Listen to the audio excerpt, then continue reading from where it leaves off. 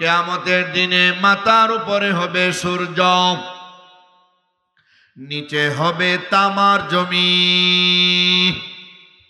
যে সূর্যটা বর্তমান পৃথিবীতে 9,30,00,000 মাইল উপরে, সূর্যের পিঠ দুনিয়ার দিকে দেওয়া, মুখ উপরে, সূর্যের পিঠের সামনে 70টা পর্দা দেওয়া আছে। একটা পর্দা যদি সরায় দেওয়া হয়, দুনিয়ার মানুষের মাথার মগজ ঠিক থাকবে না, গলে একবারে পানি হয়ে যাবে।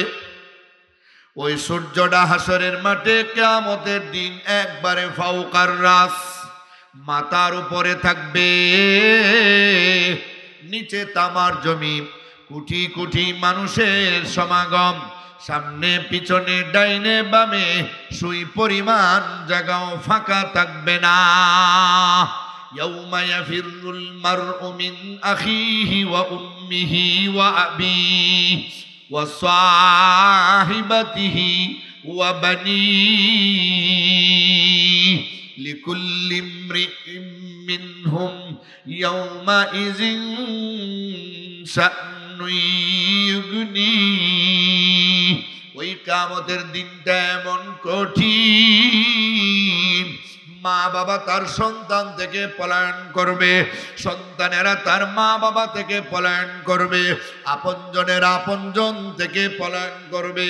ডাক দিয়া বলবে, আমার আপনজনেরা রে শোনো, আমারে একটা মাত্র নেকি দাও, আমি একটা মাত্র নেকির জন্য আটকা পড়ে গেলাম। আপনজনেরা আপনজনদের ডাক দিয়ে বলবে, ও আমার আপনজন, আমারে একটা মাত্র নেকি দাও, একটা মাত্র নেকি হইলে আমি আজকে মুক্তি পেয়ে যাইব।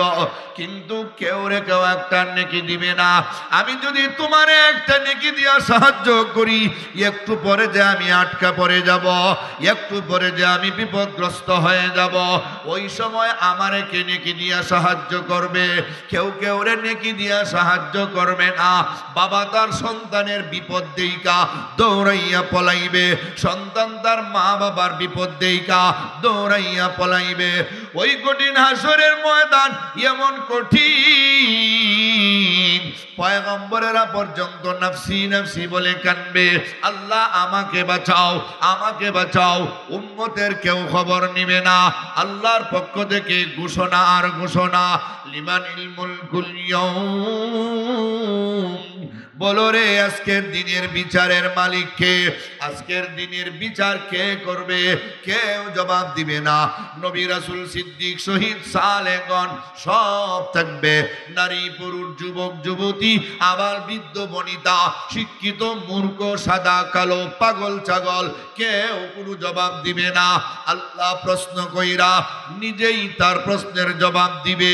লিল্লাহিল ওয়াহিদিল কাহ্হার